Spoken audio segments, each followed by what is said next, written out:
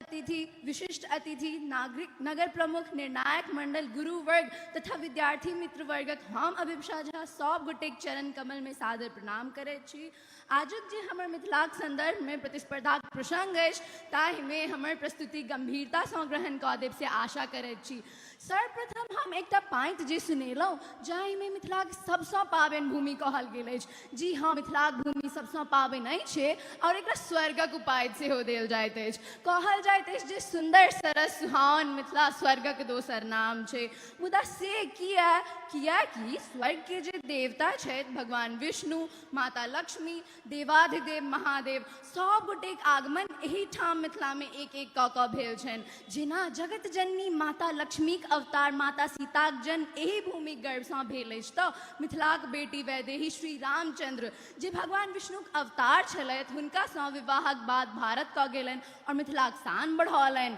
विदेहिक विवाह में स्वर्ग सँ सेहो देवी देवता एही भूमि पर एलाह और मिथिलाक कला संस्कृति देख स्वयं इंद्रदेव सेहो प्रलोभित भेलाह। एतबे नहीं, महादेव सेहो विद्यापति चाकर उगना के रूप में एही ठाम एलनि और विश्व जगत में जे शांति के संदेश फैलने छथि गौतम बुद्ध हुनक जन्म सेहो एही भूमि में भेल अछि। तें तऽ मिथिला स्वर्ग सन सुसज्जित पाबनि भूमि अछि। मिथिला मिथि राजाक नाम से चर्चित अछि जे ई राज्य बसेने छलाह। मिथिला पूर्व में गंडकी नदी और पश्चिम में महानंदा नदी से घेरल अछि तऽ एकर उत्तर में हिमालय पड़ैत अछि और दक्षिण में गंगा बहैत अछि जे ई माटि के और पवित्र बनाबैत अछि। एही ठामक पहिरन सेहो बड़ प्रसिद्ध अछि जे पुरुष धोती कुर्ताक साथ पैर में खराम पहिरैत छथि तऽ मिथिलाक नारीक श्रृंगार तऽ साड़िये से पूरा होइत अछि। चानन के पुरखक श्रृंगार मानल जाइत अछि तऽ हुनक शान बढ़ाबै छनि पाग। आब भोजन दिस चलू। एही ठाम भोजन करबाक सेहो एकटा नियम होइत अछि जे शुरू में घी अंत में दही ताहि भोजन के भोजन कही। भोजन शुरू करऽ सँ पहिने नैवेद्य देल जाइत अछि तऽ अंत में प्रतिष्ठा छोड़बाक सेहो नीक मानल जाइत अछि। 56 भोगक प्रचलन मिथिला में छोड़ि और कतऽ भेटत। एही ठाम तऽ बारिये झारिये साग भेटा और चारहि पर तिलकोर रे। ई तऽ पाहुन जँ केओ खेता जिन बिझ के ता ठोर रे। हाँ, मिथिलाक सबसँ चर्चित होइत अछि तिलकोरक तरुआ और तरकारी में अबैत अछि कुम्हरौरी।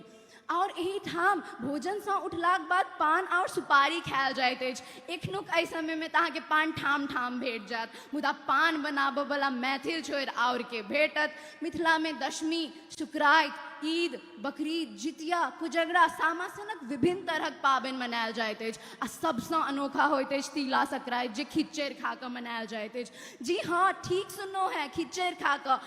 आखिर असगरे नहीं, एकर चारि यार होइत अछि। एकटा कहबी सेहो अछि जे दही घी पापड़ अचार खिचड़ि के चारि यार। आब कहू हमर संस्कृति अनोखा भेल कि नहीं। ई एहन ने अनोखा अछि जे कतौ न सुनने हैब से एही ठाम पायब।